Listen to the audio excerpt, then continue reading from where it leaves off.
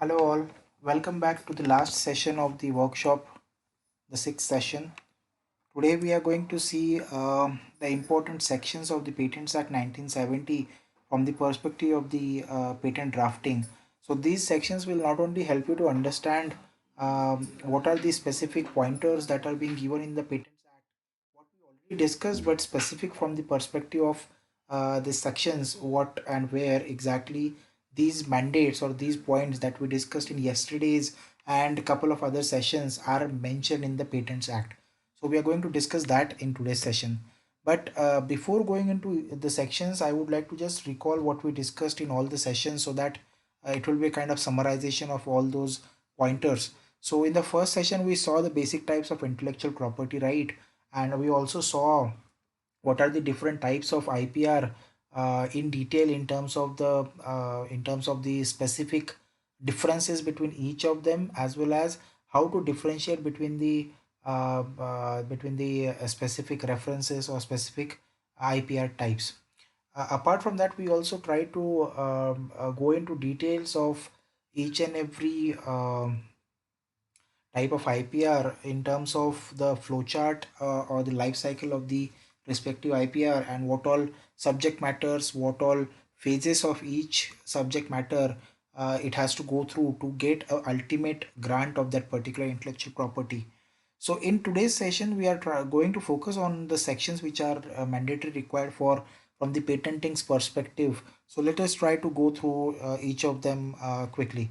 So just for clarity, since this is the last session and this is more focused on the specific sections, it may be not a lengthy section, but I would really appreciate if you come up with any of the questions and I can try to elaborate some of the points in the now this particular questions that I would expect in this session would not only be restricted from this session, but you can also ask me the questions from any other session which actually you have any queries or you want me to elaborate on. So I will try to focus and elaborate on those questions when I try to provide my answers in the in the consecutive manner.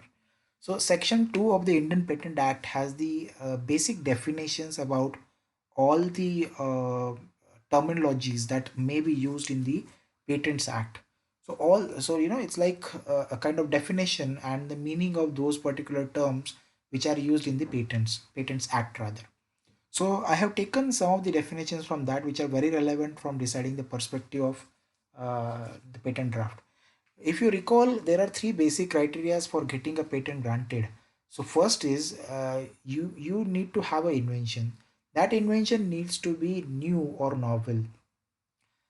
That invention needs to satisfy the criteria of inventive step. That means it should be non-obvious. And third and last requirement is it should have industrial applicability. Now, where exactly in the Patents Act it is written? It is written here in the section 2. Section 2L, it talks about a new invention.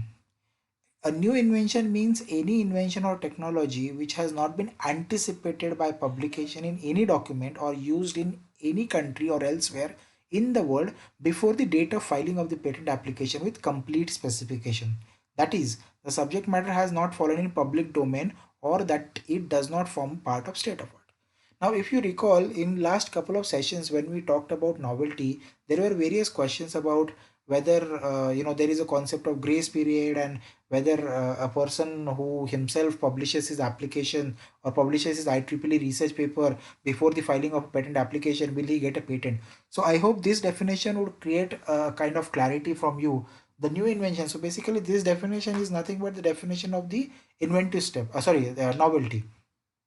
So this new invention, when it is said as new, invention can be product or process that you agree, right? When it is said as new, it is said as new when it is not anticipated. Anticipated means it is not being overlapped with the existing thing. Anticipated by publication.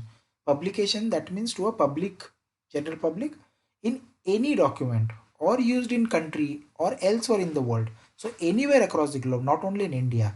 If it is published in any form, okay, in any form, if it is published in any document, then it would be considered as anticipating.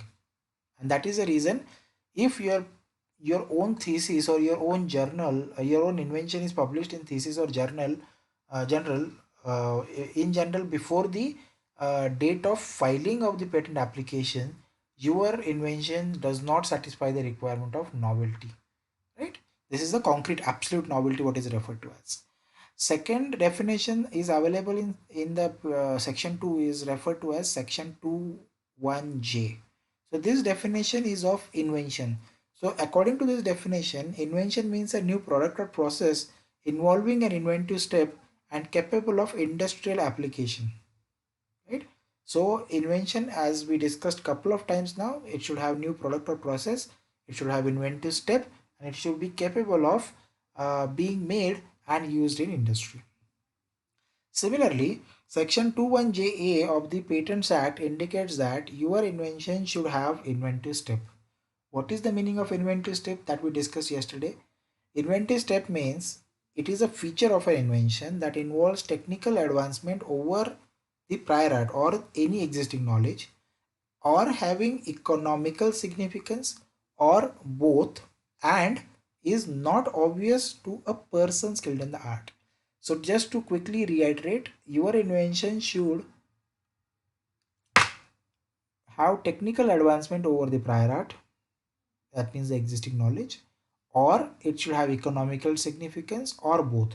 Now here technical advancement, as we discussed, it means any particular improvement, any particular modification, any particular betterment in the performance, any particular efficiency or efficacy enhancement is considered as technical advancement over the prior art. Or economical significance. What is the meaning of economical significance?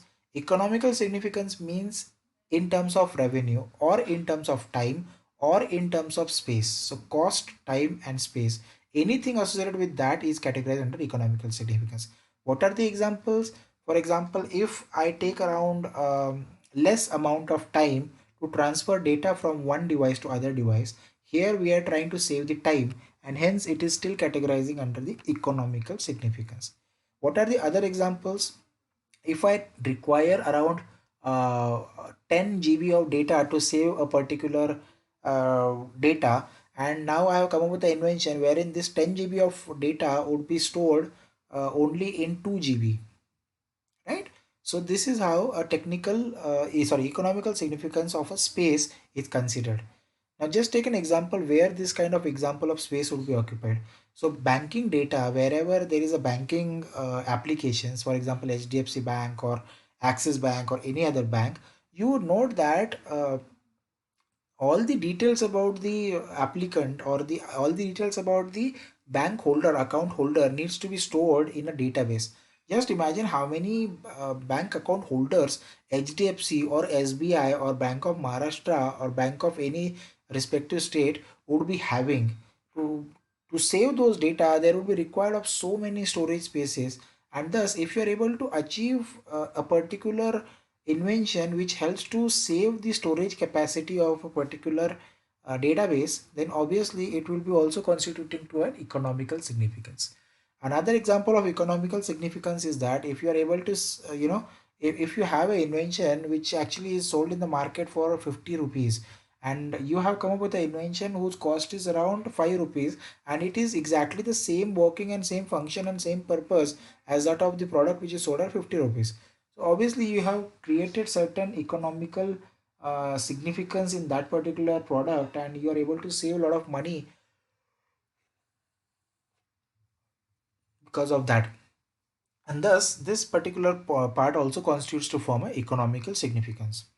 Now this is what is the definition of economical significance. Or the step of definition, the definition of inventive step says that either, that means it is, or it can have both, that is either the technical advancement or the um, economical significance, and that makes the invention not obvious to a person skilled in art. Now obviousness is a criteria which is subjective in nature, because who is a person skilled in art, it is very difficult to decide. Will you consider a person skilled in art who has worked on that invention, who may or may not be from that respective domain of the invention, or you will consider him as a person skilled in art who has never gone into details of the invention, but he is working in the field of that particular domain for a couple of years now, right? So that is the reason why we say that inventive step is always subjective in nature, and it is only the person who is having the experience in that particular respective domain is considered as a person screened art. But you may have noted that when the examiner examines the application, the examiner is not actually a person who is the person screened art. The examiner is just a person who is working in that particular area, but not in that respective specific field. He is working as a different kind of structure. So he is working more in the different domain than the original crux domain of the invention or a particular domain. And thus, inventive step, according to the inventive step, the person screened art examiner is never a person screened art. Neither is the drafter who is drafting your invention. It may be either you yourself as a person screen art because you may be working in that domain of technology, or it will be some other person who is working actually from many years in that domain of technology. Right? This is the definition of inventive step. Section 21AC is actually referred to as section for industrial applicability, which means that whether your invention has a capability of industrially applicable. That which what it means exactly is that your invention, is it capable of being made or capable of being used in the industry. There are two aspects: capable of being made, or it's not and, it's or, capable of being made or used in industry. So if your invention is capable of being made but not used in industry, that is to an extent fine. But if your invention is capable of being used and it cannot be made, then it is of no use. Okay, so this is really important from industrial applicability's perspective. In other terms, industrial applicability is also referred to as application of the invention. Okay, so any application, so any invention should have a particular application to this particular industry. So for example, I have come up with an X-ray invention, and this X-ray invention is something which is associated with the X-ray device. Only then it is considered as an invention. But if I'm not able to say where this X-ray is used, it cannot be considered as patent eligible subject matter. Another example is God particle. There was recently a news that somebody has found a God particle which is similar to kind of atoms and ions and the like structure. Now the problem is that it suddenly disappeared from the topics, from the news, what this particular God particle has or what it is and where it is used. But just imagine if somebody would have filed a patent for this God particle and they don't know what is the applicability of this invention, then they will never get a patent granted for it. But as soon as this God particle is associated with any of such applications which are already known or the products which are already known, that means they are considered as patent eligible and industrially applicable, right? So this is really very important to understand from the perspective that what this particular capable of being made or capable of being used is referred to as. Okay, moving on, the most important section in the whole Patents Act, it is also a barrier kind of section. It is called as section 3, and it clearly defines what are not inventions. So according to this section, section 3A talks about an invention which is frivolous or which claims anything obviously contrary to well established law of nature. So for example, Newton's third law of motion indicates that to every action there is always an equal and opposite reaction, right? So this law is a well established law. For example, if you hit a wall, the amount of force you use to hit the wall also exerts a similar kind of pressure to sustain that particular displacement of that particular object. This is a well established law. But if somebody says that if I am punching a wall, the wall moves automatically to certain distance. Now this seems to be completely in contrast to what has been taught. The wall is fixed. The wall is particularly, it's a rigid structure. If you hit, it cannot go back. It is not a rubber or it is not an elastic material, right? So this is totally contrary to the well established law. Similarly, energy can neither be created. Law of conservation of energy, it says that energy can neither be created nor destroyed. It can only be converted from one form to another form. And the most important part comes in the hidden part, is that along with certain losses of energy.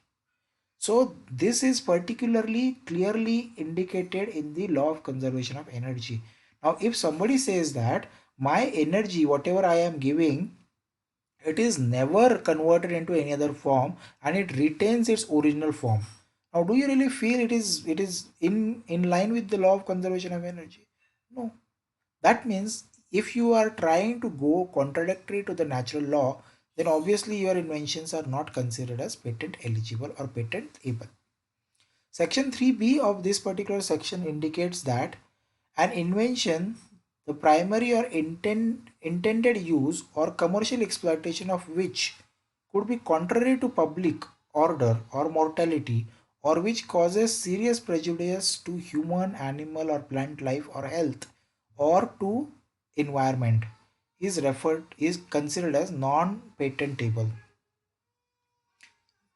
Now, this particular specific subsection indicates that any method of gambling, any method of playing rummy, which ultimately results into end with something which is prejudice, okay, that is not allowed according to the Patents Act. A process of stealing,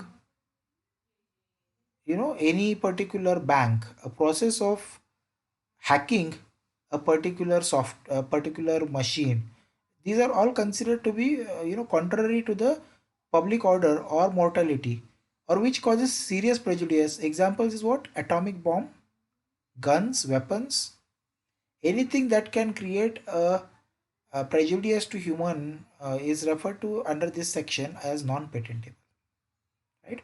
Section 3c indicates that the mere discovery of a scientific principle or the formulation of an abstract theory or discovery of a living thing or non-living substance occurring in nature are not patent eligible.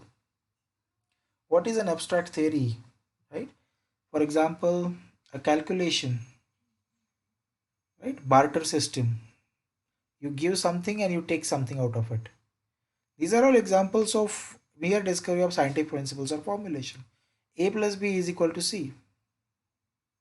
1 plus 1 is equal to 2. These are all scientific principle or formulation of the abstract theory. Discovery of any living thing or non-living substance occurring in nature. For example, earthworm. Yeah. These are all examples which according to the section 3c are not patent eligible. Section 3d of the Patents Act indicate that the mere discovery of new form of known substance which does not result in enhancement of the known efficacy of that substance, or the mere discovery of new property or new use of known substance, or of a mere use of known process, machine, or apparatus, unless such known process results in a new product or employs at least one new reactant, are not patentable.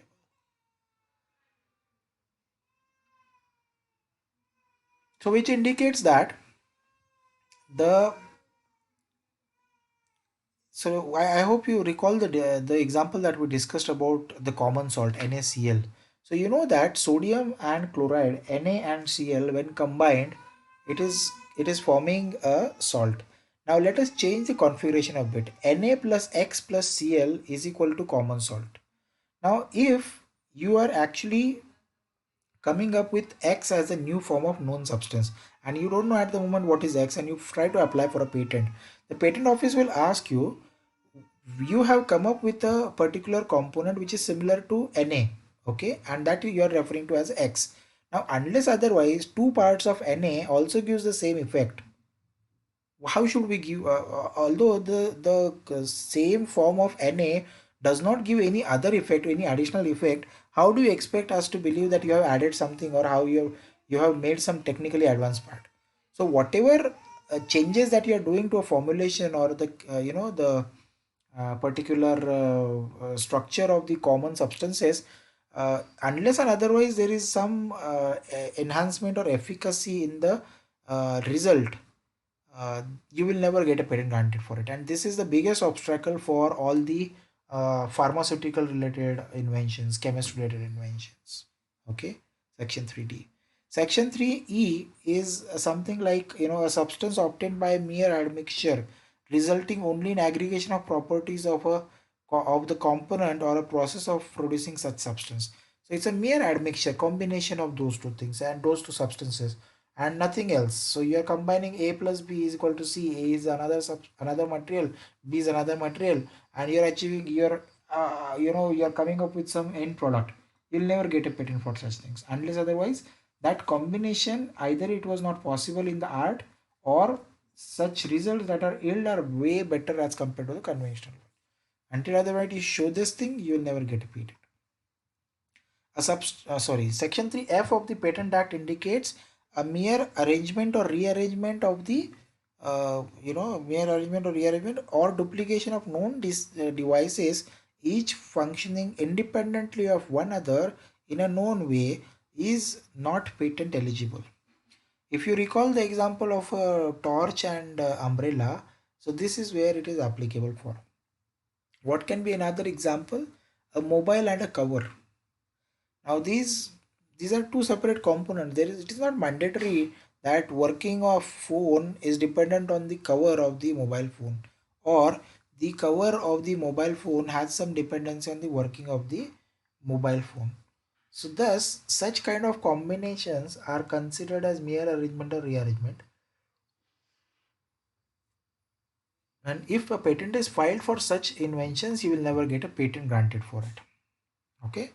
Section 3H of the Patents Act indicates a method of agriculture or horticulture. So any such method or any such process of agriculture or horticulture cannot be considered as patent eligible, patent able, right? So yes, in contrast to this, if you come up with certain devices which helps to helps to do an agriculture or farming or horticulture, and such devices can be considered as patent eligible, but the process of agriculture or horticulture, they are not considered as patent eligible.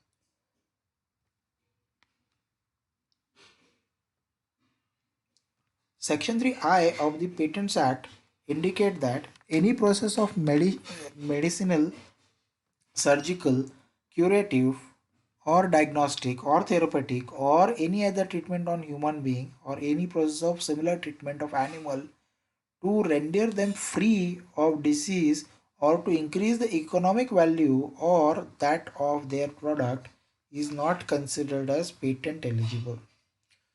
The example that we discussed was surgical operation on a human being. The process of doing surgery cannot be considered as patentable, right? The process of doing a particular operative treatment or treatment of operative for particular thing, it cannot be considered as patent eligible. So these are what it is. However, any automated process of performing such operations, such performing such surgeries, can be considered as patent eligible. The example that we discussed was a robot performing uh, an operation or surgery. Obviously, the robot can be considered as patent eligible.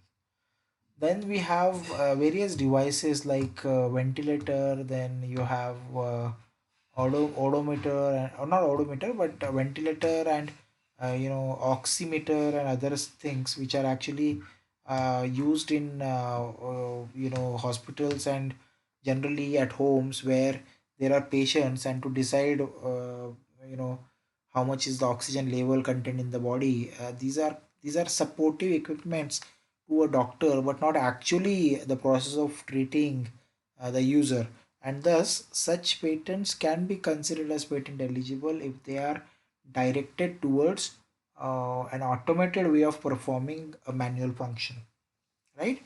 The next type of section 3 is referred to as section 3J, wherein it indicates that plants and animals in whole or in any part cannot be patented, right?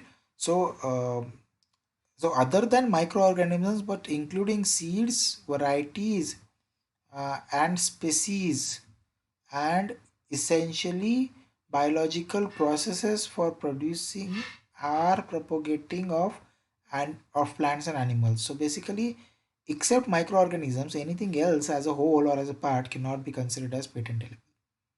Okay. Section 3K of the Patents Act indicates a mathematical or business method or a computer program per se or algorithms. These are not considered as patentable.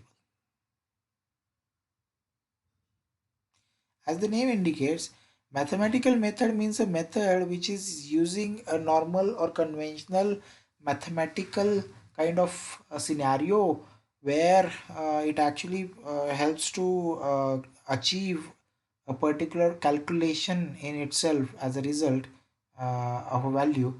They will never be considered as patent eligible subject matter. Business method, for example, a plus b is equal to c, where a is an indicative of a age of a person and b is equal to the age of his wife, and then c is equal to something else. So such business methods cannot be considered as patent eligible, you know, and thus it is very critically important to understand that uh, business methods, if they have a technical perspective, if they have a technical meaning, only then such inventions can be considered as patent eligible, and you can try and attempt to divert the writing in a manner that it does not get directed towards the economical significance. Then such inventions are considered as patent eligible subject matters. Okay, otherwise it is reported as patent eligible subject matter. Now the question comes is, what about the next section, section 3L? So section 3L indicates that a literary, dramatic, musical or artistic work or an other aesthetic creation whatsoever, including cinematography work and television productions, are not patent eligible. That means are so because, as we discussed a couple of sessions back, that there is a separate act for protecting the copyright related subject matter wherein it covers literary, artistic, cinematography and dramatic kind of work. So such inventions are categorized under section 3L.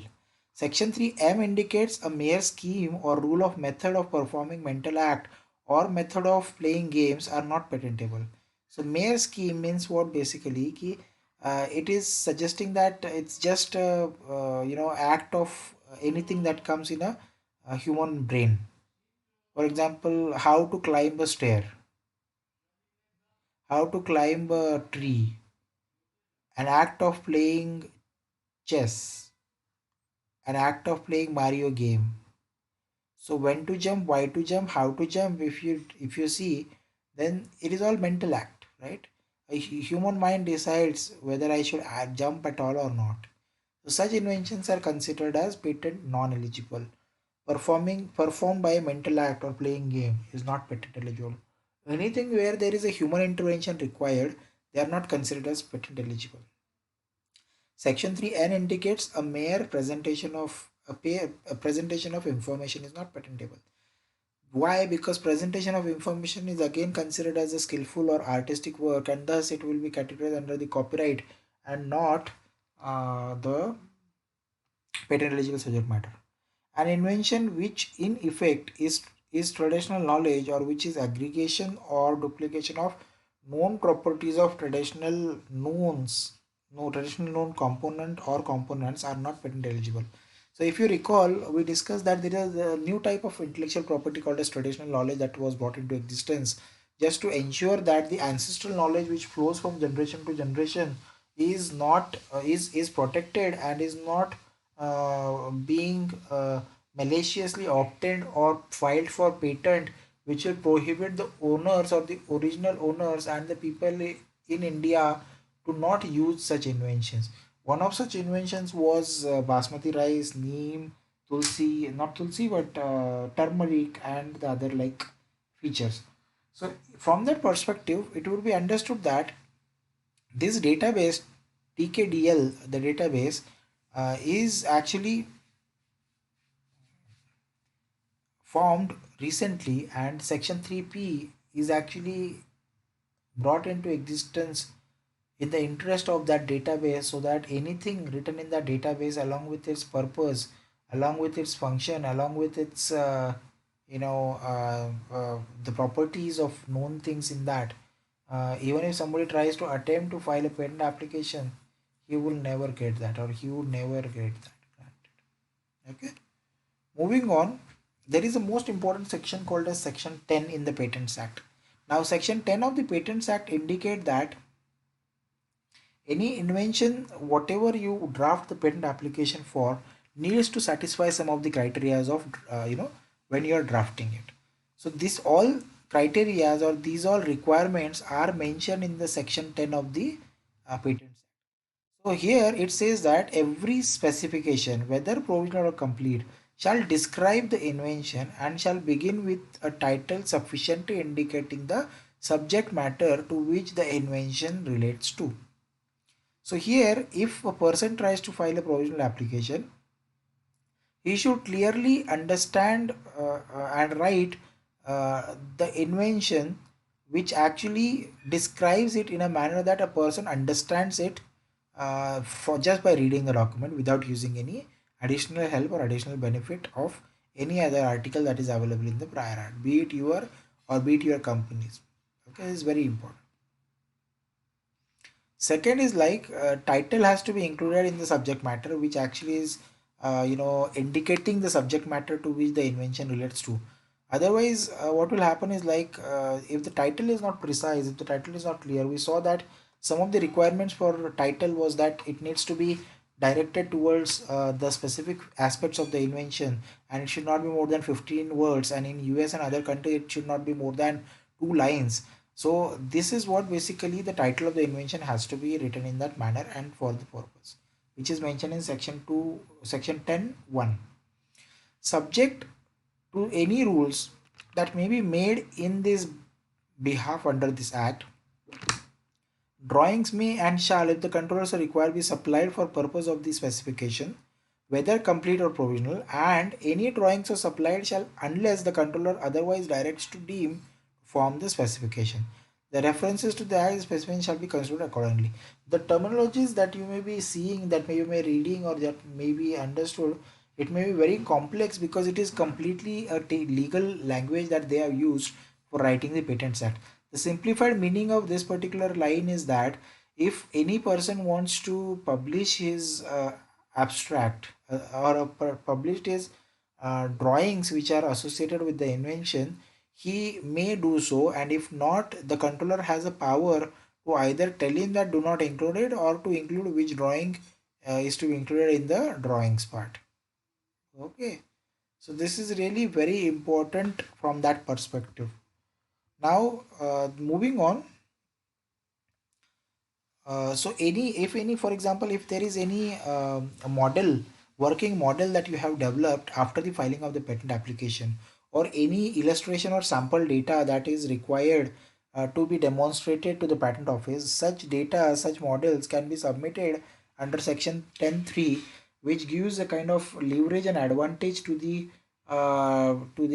inventors to submit their data, submit their evidences, submit their affidavits with the required information that they feel needs to be filled in the document, right? So this is what it is. Section 10(3) talks about. So sample model, these has to be submitted here. Section 10(4) is the most important section in the Patents Act. So according to section 10(4), the invention, whatever you write in the patent application or patent draft, it should fully describe the invention. It should be fully and particularly describe the invention and its operation or use, and the method by which it is performed. It needs to be satisfied. Okay, this is really very important because if this section is not being satisfied, or if the conditions mentioned in this section are not satisfied, the patent office clearly and without any hesitation actually provides you an objection about this particular criteria. Is this clear? So section 10(4)(a) is very important. Your invention should fully and particularly describe the invention, its operation or use, and the method by which it is performed, right? So for example, yesterday we discussed an example. If you're talking about a chair, and this chair has 4 legs and a supporting member to sit on the chair, then you need to give details about each and every part of the chair, along with how and where such data or such information or such product or component can be obtained from, so that a chair can be manufactured just by reading your invention. Similarly, let's go to an example of a two-wheeler vehicle. So if a two-wheeler vehicle is considered, the most important part here is there are two wheels in that, one engine and a seat which allows two people to sit.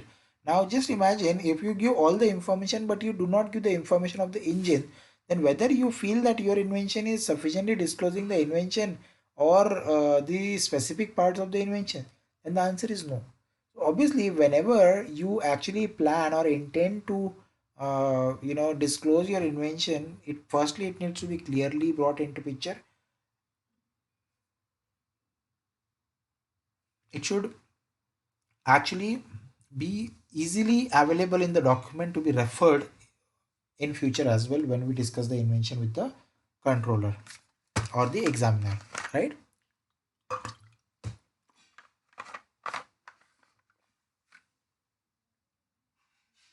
Excuse me. Section 4B of the Patents Act indicate that whatever disclosure or whatever subject matter that you are writing in a specification, it should by default disclose the best mode of performing the invention which is known to the applicant and for which he is entitled to claim. So at the moment, whichever method you feel is best appropriately required to implement this invention, to perform this invention, that needs to be clearly and unambiguously disclosed in the description part. So if you do not disclose it, that means you are not satisfying the requirement of section 3 section 10 4 b, and thus you are eligible to get your patent rejected. So thus it is really important that whatever you write it in a manner that it gives an indication of that this is a working example of your invention and nothing else, right? Similarly, section 10(4)(c) of the Patents Act indicate that your subject matter should end with a claim or claims defining the scope of the invention for which the protection is claimed. So here it means that your invention should have claims, and this claim should define the boundary scope or limitation of the invention which you are trying to indicate in the patent application. This is very important because even if you write a claim and if your claim is not diverted towards the specific nitty-gritties and the protection to which it indents, then obviously you're not going to get a patent granted for. Because why? Because your claims are not considered as limiting the scope. And like we discussed yesterday, claims are always considered as the scope limitations or the the specific limitations in the claim, right?